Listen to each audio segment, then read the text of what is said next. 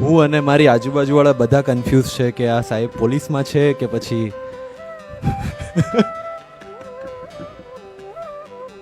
આજે મહંત શ્રી જયદેવ શરણજી મહારાજની પ્રેરક અને પવિત્ર ઉપસ્થિતિમાં ભાવનગરના આંગણે યોજાયેલ ગોપી કથામાં ઉપસ્થિત ભાવનગરના પ્રથમ નાગરિક મેયરશ્રી તેમજ આયોજકો અને અહીંયા ઉપસ્થિત પ્રેરક શ્રોતાજનો, એક ઓમ પાર્ટી પ્લોટમાં જ્યારે શક્તિ આરાધના થઈ અને એમાં રિયલ સ્ટોરી, પડદા પાછળની સ્ટોરી હું તમને હમણાં કહું તો એ ધર્મસભા ચાલુ થઈ અને હું પહેલી લાઈનમાં બેઠો હતો, હું અને માનનીય રાજુભાઈ રાણા, અને અમારી કોઈક ચર્ચા ચાલતી હતી, ગહન ચર્ચા, અને અહીંયા રામચંદ્રદાસ બાપુજીની સ્પીચ ચાલતી હતી.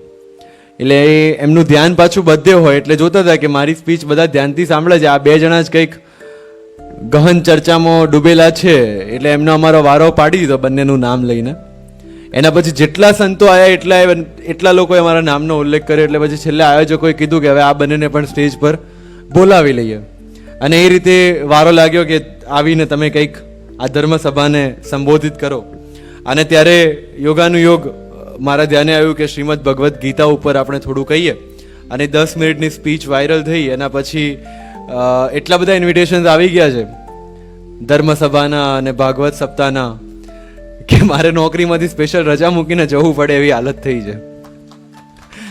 કહેવાનો મતલબ એટલો છે કે લોકોને એવું લાગે છે કે ભાઈ આટલી નાની ઉંમરમાં, 26 વર્ષની ઉંમરમાં તમે ગીતાની જે સમજ આપી, જે સાંખ્ય યોગ, જ્ઞાન યોગ ને કર્મયોગની વાત કરી, તો એવું કઈ રીતે શક્ય છે?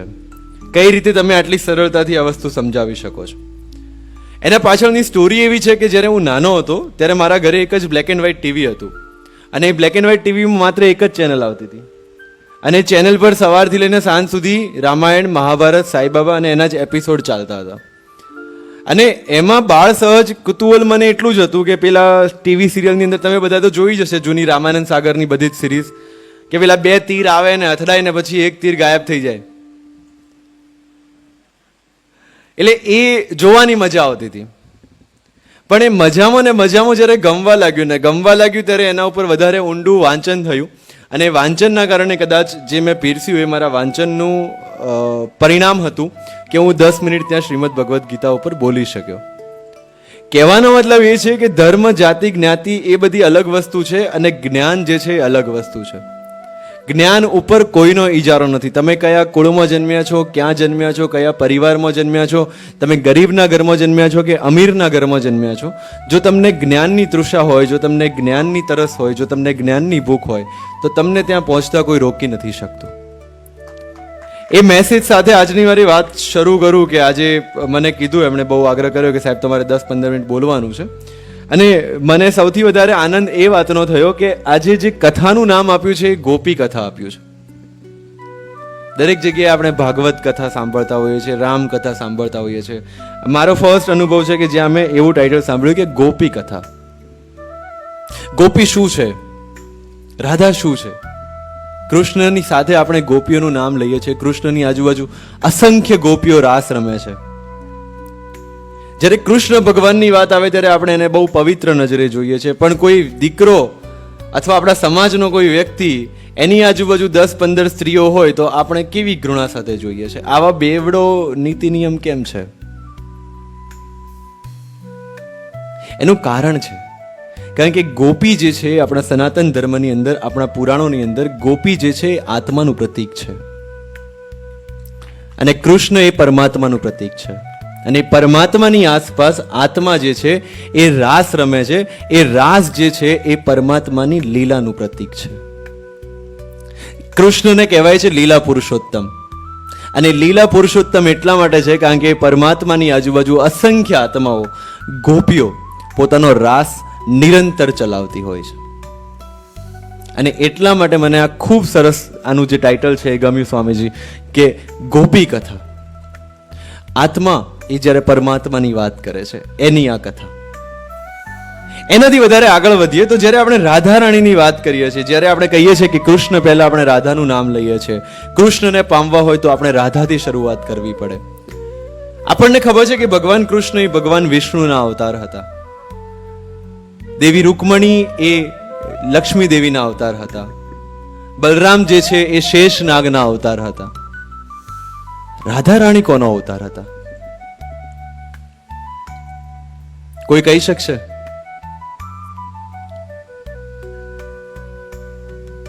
આપણને ખબર જ નથી. કારણ કે રાધા રાણી એ સ્વયં વિષ્ણુનો જ અવતાર છે.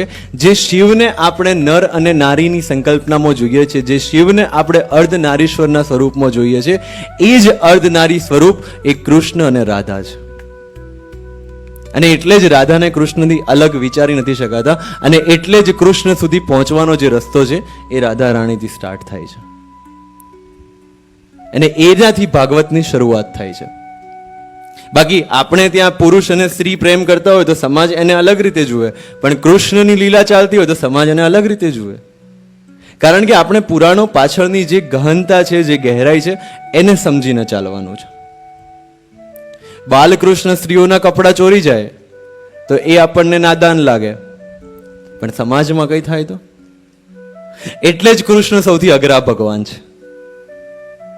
કારણ કે કૃષ્ણને પૂજવા, કૃષ્ણને માનવા એ બહુ ઈઝી વસ્તુ છે, પણ કૃષ્ણને જાણવા ને કૃષ્ણને સમજવા ત્યાં ખરી પરીક્ષા શરૂ થાય છે. કારણ કે આ એવા ભગવાન છે જે સમાજની તમામ પરંપરાઓ તોડીને ચાલતા આવ્યા છે. આ એવા ભગવાન છે જેણે ડગલે ને પગલે સમાજના જે એસ્ટાબ્લિશ નીતિ નિયમો છે એને તોડ્યા છે, એને ચેલેન્જ કર્યા છે. અહીંયા જ કૃષ્ણ અને રામ વચ્ચેનો સૌથી મોટો તફાવત છે. કારણ કે રામ ભગવાન જે હતા એ સમાજની જેટલી પરંપરાઓ છે, સમાજની જે પણ નીતિ નિયમો છે, એને યથાર્થ રીતે સ્વીકારી અને સન્માન આપીને ચાલનારા ભગવાન છે. અને એટલે જ એ બધાને ગમે છે અને બધા એને માને પણ છે. પણ કૃષ્ણ, એટલે જ મેં ત્યાં ધર્મસભામાં પણ કીધું હતું ને આજે ફરી પુનરાવર્તન કરું છું કે કૃષ્ણ એને પૂર્ણ પુરુષોત્તમ તો કીધા છે, પણ એના પૂર્ણ સ્વરૂપની પૂજા કરવાનું કોઈના વસની વાત નથી. કોઈક એક સેક્ટ છે, કોઈ એક પંથ છે જે બાલકૃષ્ણની પૂજા કરે છે, કોઈ એક છે જે વૃંદાવન વિહારીની પૂજા કરે છે, કોઈ એક છે જે મથુરાધિપતિની પૂજા કરે છે, કોઈ એક છે જે દ્વારકાધીશની પૂજા કરે છે. કોઈના માટે કાનુડો છે, કોઈના માટે કાળિયો ઠાકર છે, કોઈના માટે રાજાધિરાજ દ્વારકાધીશ છે, પણ આખા કૃષ્ણને, પૂર્ણ કૃષ્ણને હજુ સુધી કોઈ પામી નથી શક્યું.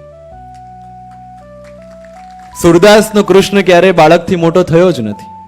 મીરાનો કૃષ્ણ હંમેશા એનો પ્રેમી જ રહ્યો છે. નરસિંહ મહેતાનો કૃષ્ણ એ એડલ્ટ કૃષ્ણ જ રહ્યો છે. નરસિંહ મહેતાને બાળકૃષ્ણ નથી સદ્યા કે સુરદાસને કદાચ દ્વારકાધીશ નથી સદ્યા. અને આ બધાથી ઉપર એક પ્રશ્ન મારે એ પૂછવો છે કે આપણી પાસે નરસિંહનો કૃષ્ણ છે, આપણી પાસે રાધાનો કૃષ્ણ છે, આપણી પાસે અર્જુનનો કૃષ્ણ છે, આપણી પાસે મીરાનો કૃષ્ણ છે, આપણી પાસે આપણી અનુભૂતિનો કૃષ્ણ છે. અને અહીંયાથી જ ગીતાની શરૂઆત થાય છે. મહાભારતના 18 પર્વોમાંથી ભીષ્મ પર્વ છઠ્ઠું પર્વ, અને છઠ્ઠા પર્વની વચ્ચે ભગવદ્ ગીતા જેના 18 અધ્યાય છે. હવે મહાભારતની જે કથા છે એ મહાભારતની કથાની શરૂઆતમાં મહર્ષિ વેદવ્યાસ એક ચેલેન્જ આપે છે. યદિ હસ્તિ તદ અન્યત્ર યન હસ્તિ ન તત્ ક્વચિત. જે આમાં છે એ જ બહાર છે, જે આમાં નથી એ બહાર ક્યાંય નથી. વર્ષો જૂનું, એટલે હજારો વર્ષો જૂનું એક મહાકાવ્ય જે આજના સમયે પણ આપણને એટલું જ સાંપ્રત લાગે છે. અને એની શરૂઆતમાં એના જે લેખક છે મહર્ષિ વેદવ્યાસ એ ચેલેન્જ મારીને કહે છે કે જે મહાભારતમાં છે એ જ દુનિયામાં છે, જે મહાભારતમાં નથી એ દુનિયામાં નથી. એનું કારણ કે મહાભારતની અંદર જેટલા પણ પાત્રો છે એ તમામ પાત્રો આપણને રિયલ લાગે. એમાં ક્યાંય પરફેક્શનની વાત જ નથી. એમાં હિંસાની વાત છે, એમાં ચોરીની વાત છે, એમાં પ્રપંચની વાત છે, એમાં ધર્મની વાત છે, એમાં અધર્મની વાત છે, એમાં પાપની વાત છે, એમાં પુણ્યની વાત છે, એમાં દુઃખની વાત છે, એમાં સુખની વાત છે, એમાં માતાનું દર્દ છે, એમાં પિતાનું વાત્સલ્ય છે, પિતાનો લોભ છે અને લોકોનો ત્યાગ છે. અને આ બધું ભેગું થઈને મહાભારતની કથા બને છે. અને એટલે જ એ કથા આપણને પોતાની લાગે છે. મહાભારત જે છે એ માનવ સ્વભાવનું મહાકાવ્ય છે. તમે જોવો એની અંદર એમાં દરેક પાત્રનો એક સ્વભાવ છે અને એ પાત્ર છેક સુધી એ સ્વભાવ પ્રમાણે વર્તે છે. અને કૃષ્ણ એ તમામ પાત્રો પાસેથી પોતાનું કામ કઢાવી અને છેવટે મહાભારતના યુદ્ધ પછી મહાભારતની કથાને સમાપ્ત કરાવે છે. તો એવું તો શું ખાસ છે આ મહાકાવ્યની અંદર? મહાકાવ્યની અંદર જે કથા છે એ કથા આપણને બે દ્વંદ વચ્ચેની કથા લાગે છે, પાપ અને પુણ્ય વચ્ચેની કથા લાગે છે, ધર્મ અને અધર્મ વચ્ચેની કથા લાગે છે. યસ ઓર નો? એમાં આપણને લાગે કે પાંડવો બિચારા કેટલા પ્રતાડિત થાય છે, પાંડવો કેટલું સહન કરે છે, છેલ્લે એક યુદ્ધ થાય છે અને એમાં પાંડવો જીતી જાય છે અને પાંડવોને ધર્મની સ્થાપના કરી અને એમને રાજ્ય મળે છે.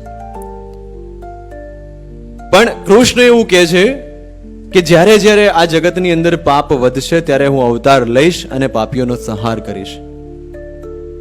પરિત્રાણાય સાધુનામ વિનાશાય ચ દુષ્કૃતામ ધર્મ સંસ્થાપનાર્થાય સંભવામી યુગે યુગે. એ સંભવામી યુગે યુગેનો જે નિયમ છે, એ સંભવામી યુગે યુગેનું જે ધર્મ વાક્ય છે, એ વાક્યને પકડીને અહીંયા ચાલવાનું છે. તમે કદાચ જોયું હશે કે મહાભારતની શરૂઆત જે થાય છે એ વચન તોડવાથી થાય છે. મહારાજ શાંતનુએ જ્યારે ગંગાને વચન આપેલું, દેવી ગંગાને, કે તું જ્યારે પણ પુત્રોને લઈને જઈશ ત્યારે હું તારી પાછળ પાછળ નહીં આવીશ, એ 7 પુત્રોને ગંગા નદી પોતાની અંદર વહાવી જાય છે. છેલ્લે ધીરજ ખોઈને શાંતનુ એમની પાછળ પાછળ જાય છે અને ત્યાંથી દેવવ્રત ભીષ્મનો જન્મ અને મહાભારતની કથાની શરૂઆત થાય છે. વિરોધાભાસ જુઓ તમે. જે ભીષ્મ પોતાનું વચન પાળવા માટે, પોતાની પ્રતિજ્ઞા પાળવા માટે આખી જિંદગી સહન કર્યું, એ ભીષ્મના જન્મની શરૂઆતમાં જ વચનનો ભંગ છે. અને ત્યાં કૃષ્ણ પરિવર્તનશીલતાનું મહત્વ સમજાવે છે. ભીષ્મનો ધર્મ અને કૃષ્ણનો ધર્મ ક્યાં અલગ પડે છે? ભીષ્મનો ધર્મ જે છે એ તળાવની અંદરના પાણી જેવો છે અને એટલે સમયની સાથે ગંધાઈ જાય છે. કૃષ્ણનો ધર્મ એ વહેતી નદી જેવો છે, એટલે સતત અને સતત એ સ્વચ્છ અને ફ્રેશ જોવા મળે છે. જ્યારે સમાજ કલ્યાણની વાત આવે, જ્યારે વિશ્વ કલ્યાણની વાત આવે, જ્યારે ધર્મ ઉપર અધર્મ ઉપર ધર્મના વિજયની વાત આવે, ત્યારે ભીષ્મ પિતામહ પોતાની પ્રતિજ્ઞાને વળગી રહે છે અને કૃષ્ણ કહે છે કે આ પ્રતિજ્ઞાને તોડો. કારણ કે પ્રતિજ્ઞા તોડવાથી જો ધર્મ સચવાતો હોય, પ્રતિજ્ઞા તોડવાથી જો વિશ્વનું કલ્યાણ થતું હોય, પ્રતિજ્ઞા તોડવાથી જો ધર્મની સ્થાપના થતી હોય, તો પ્રતિજ્ઞા તોડવી એ પણ કૃષ્ણને માટે ધર્મ છે. ત્યાંથી આ કથાની શરૂઆત થઈ છે અને એટલા માટે આ વિરોધાભાસની હું વાત કરું છું. મહાભારતની કથા જેમ જેમ આગળ વધતી જાય છે એમ આપણને કૃષ્ણના દરેક સ્વરૂપનો પરિચય થાય છે. કૃષ્ણ જૂઠું બોલીને પણ ધર્મની સંસ્થાપના કરવા માટે પ્રતિબદ્ધ છે. કૃષ્ણ છળ કરવા માટે પણ પ્રતિબદ્ધ છે. કૃષ્ણ આખા દિવસને બદલાવીને સૂર્યને ફરીથી ઉગાડવા માટે પણ પ્રતિબદ્ધ છે, જો એમને ધર્મની સ્થાપના કરવી છે તો. તો આ ધર્મ શું છે? આ કયા ધર્મની વાત કરે છે કૃષ્ણ? કૃષ્ણ એ ધર્મની વાત કરે છે કે જે ધર્મથી સમગ્ર વિશ્વનું કલ્યાણ થતું હોય, જે ધર્મથી સમગ્ર સમાજનું કલ્યાણ થતું હોય અને જે ધર્મ પોતાના વ્યક્તિગત ધર્મથી વધારે વિશાળ અને મહાન હોય, એ ધર્મ માટે કૃષ્ણ લડવા માટે તૈયાર છે અને એ ધર્મની સ્થાપના કરવા માટે તૈયાર છે. અને એટલે જ ગીતાની અંદર કીધું છે અહિંસા પરમો ધર્મ. અને એ મહાભારતના યુદ્ધ જ્યાં ખેલાવાનું છે, જ્યાં આટલો મોટો નરસંહાર થવાનો છે, આટલા બધા લોકો મૃત્યુ પામવાના છે, વીરગતિ પામવાના છે, એ હિંસાના મેદાનની વચ્ચે ઊભા રહીને અહિંસા પરમો ધર્મનો ઉપદેશ આપે છે. કેટલો વિરોધાભાસ છે!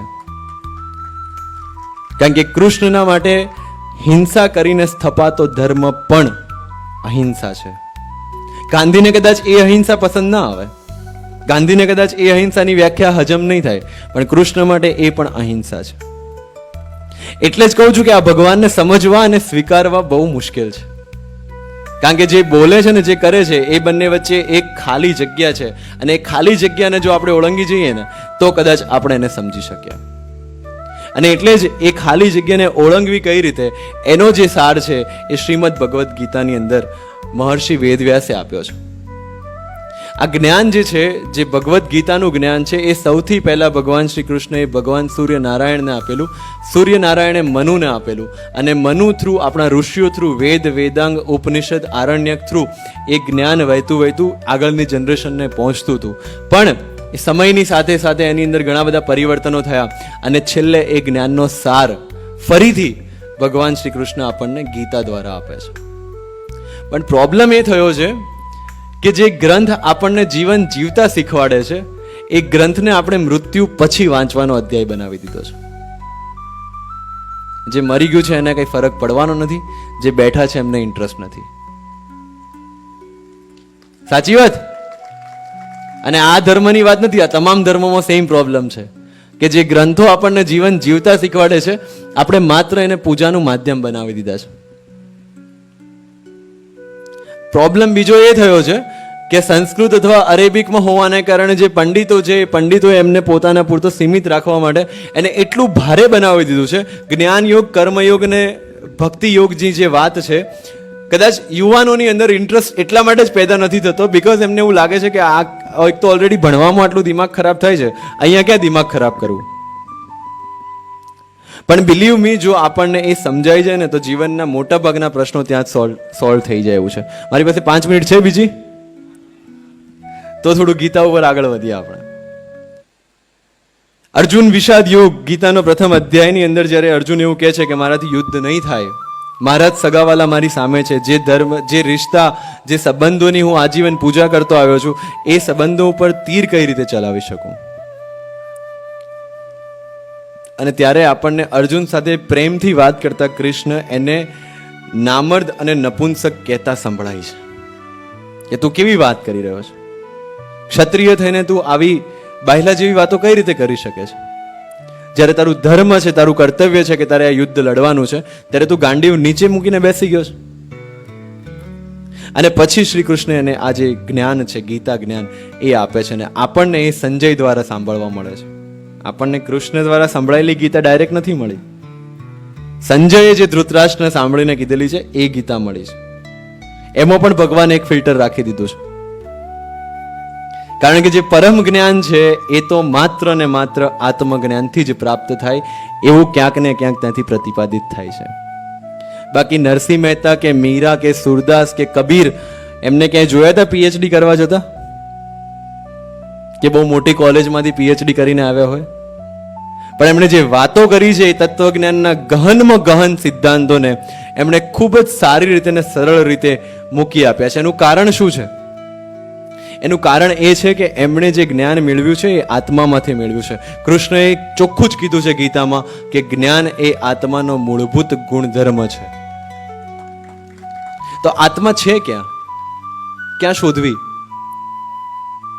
આ જે શરીર છે, જ્યારે પરમ બ્રહ્મના ભાગ થયા અને એ ભાગ થઈને પુરુષે પ્રકૃતિમાં નિવાસ કર્યો,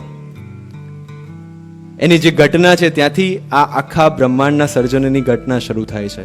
5 મહાભૂત, 5 પદાર્થ, 5 કર્મેન્દ્રિય, 5 જ્ઞાનેન્દ્રિય અને 3 સ્વભાવ, રજસ, તમસ અને સત્વ. આ 23 પદાર્થોનું મિશ્રણ થઈને આ શરીર બન્યું. આ શરીરમાં ચેતના રૂપે પ્રકૃતિએ વાસ કર્યો અને ત્યારબાદ પરમ બ્રહ્મના ભાગ થઈને પુરુષે આની અંદર વાસ કર્યો અને ત્યારે આપણું આ શરીર જે છે એ હાલતું ચાલતું થયું. પણ થયું એવું કે એ પરમ બ્રહ્મના ભાગ થઈને જે પુરુષે આત્મા રૂપે શરીરમાં પ્રવેશ કર્યો અને શરીરમાં વાસ કર્યો અને ત્યારબાદ જે મોહ માયાની અંદર આત્મા જે છે એ પોતાનું મૂળ સ્વરૂપ ભૂલી ગઈ અને મૂળ સ્વરૂપ ભૂલીને એ આ જે સૃષ્ટિ છે, આ જે પ્રકૃતિ છે એને જ સત્ય માનવા લાગી. ત્યાંથી ધર્મ અને અધર્મના ભાગની શરૂઆત થઈ. અને ત્યારે અર્જુન પૂછે છે કે ધર્મ શું છે? તો એ આત્મા જે પોતાનો મૂળ સ્વભાવ ભૂલી ગઈ છે, પોતાનું મૂળ સ્વરૂપ ભૂલી ગઈ છે, એ પોતે આત્મા એ પરમાત્માનો ભાગ છે, એ સ્વરૂપ સુધી પહોંચવાનું, એ સમજણ સુધી પહોંચવાનો જે રસ્તો છે એ જ ધર્મ છે. અને એ જે આપણને દૂર લઈ જાય છે એ જ અધર્મ છે. આ શોર્ટ અને સિમ્પલ ડેફિનેશન છે ધર્મની.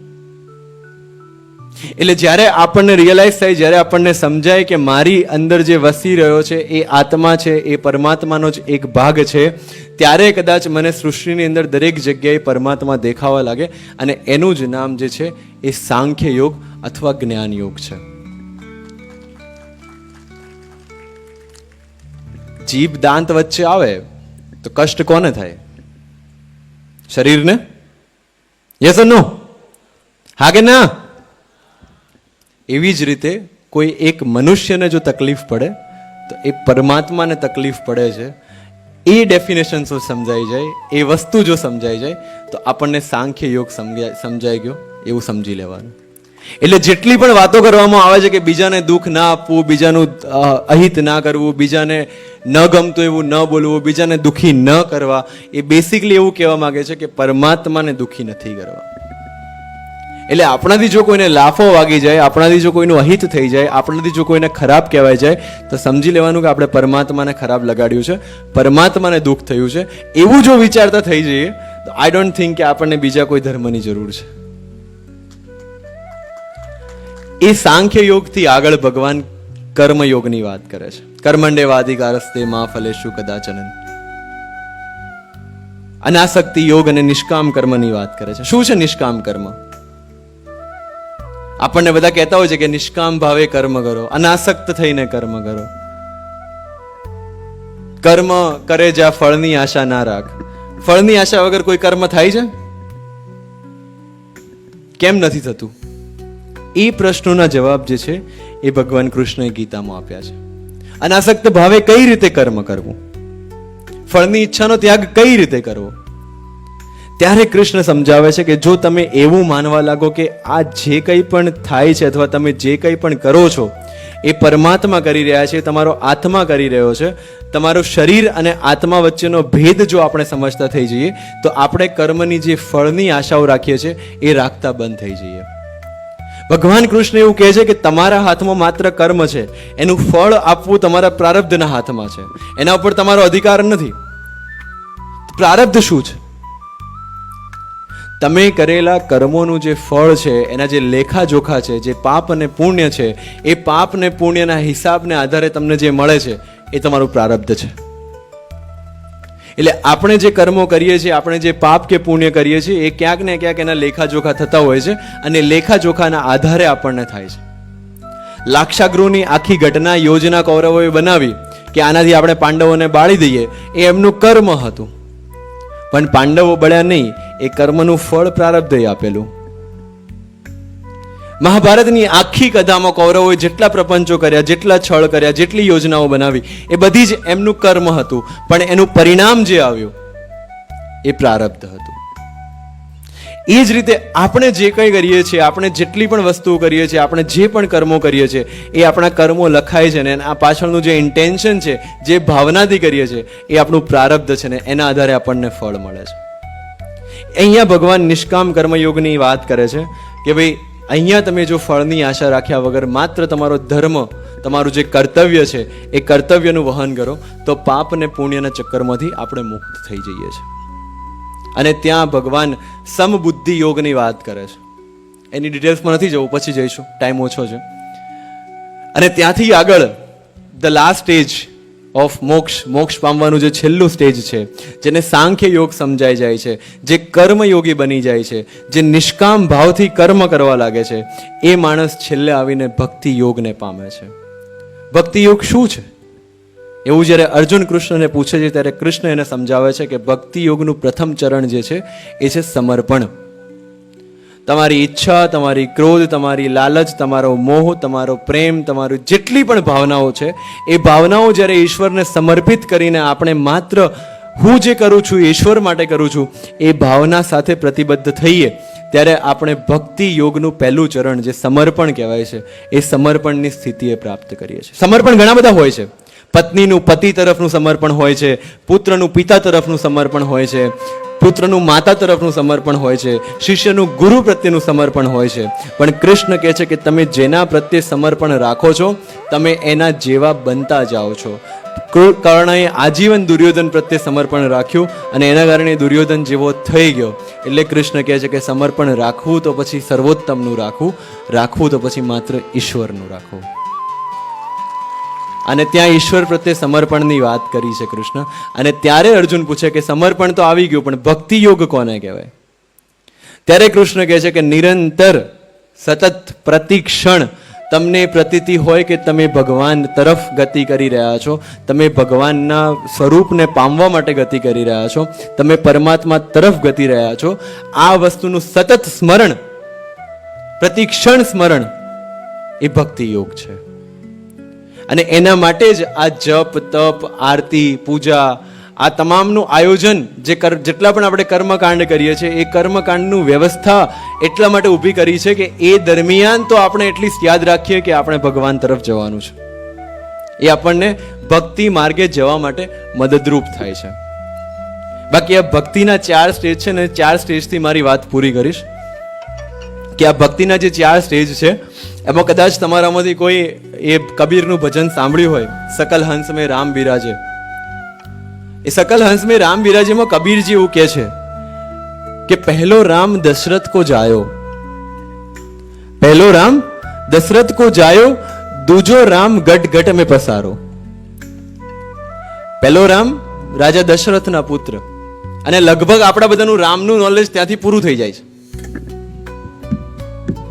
આગે ના એન્ટ્રી લેવલના રામમાં જ આપણે પૂરું કરી નાખીએ છીએ. ત્યારે કબીરજી એવું કહે છે કે પહેલો રામ દશરથ કો જાયો, દૂજો રામ ગટ ગટ में પસારો, तीजे राम का सकल बसेरा, चौथा राम तीनों से न्यारा. એટલે પહેલો રામ જેને આપણે ઓળખીએ છીએ, જેને આપણે પૂજા કરીએ છીએ, એ રાજા દશરથના પુત્ર. બીજા રામ જે ગટ ગટમાં વાપેલા છે, જે દરેક જગ્યાએ વસે છે. ત્રીજે રામ કા સકલ પસેરા, એટલે જ્યારે આપણે સૃષ્ટિને પરમાત્મા સ્વરૂપમાં જોવા લાગીએ, એ ત્રીજા રામ. ચોથા રામ તીનો સે ન્યારા. એની કોઈ ડેફિનેશન નથી. શા માટે નથી? કારણ કે મેં તમને પહેલા જ કીધું કે આપણી પાસે મીરાનો કૃષ્ણ છે, નરસિંહનો કૃષ્ણ છે, સુરદાસનો કૃષ્ણ છે, પણ આપણી અનુભૂતિનો કૃષ્ણ નથી. આ આપણી અનુભૂતિનો કૃષ્ણ એ ચોથો રામ. કારણ કે એનું વર્ણન શબ્દોમાં શક્ય નથી. ઇસ્લામમાં બી અલ્લાહના 100 નામ આપેલા છે, પણ જ્યારે તમે લિસ્ટ જુઓ ને ત્યાં 99માં પૂરું થઈ જાય છે. 100મું ક્યાં? 100મું તો અનુભવથી જ આવશે. એવી જ રીતે આપણું એક ગુજરાતી ભજન છે, રામ સભામાં અમે રમવા તો ગયા હતા. સાંભળ્યું છે? એમાં એક પંક્તિ આવે છે, પહેલો પ્યાલો મારા સદગુરુએ પાયો, બીજે પ્યાલે રંગની રેલી રે હેલી રે. સાંભળ્યું છે? પહેલો પ્યાલો મારા સદગુરુએ પાયો, મતલબ ધર્મનું જ્ઞાન જે છે, જીવનનું જ્ઞાન જે છે, રીત રિવાજો છે, પરંપરાઓ જે છે, એ આપણા ગુરુ આપણને શીખવાડે છે, જે એન્ટ્રી લેવલના રામ વિશે આપણને માહિતી આપે છે. બીજે પ્યાલે રંગની હેલી રે, બીજે પ્યાલે મને તમામ જગ્યાએ એનો જ રંગ દેખાય છે. ત્રીજો પ્યાલો મારા રોમે રોમ વ્યાપ્યો,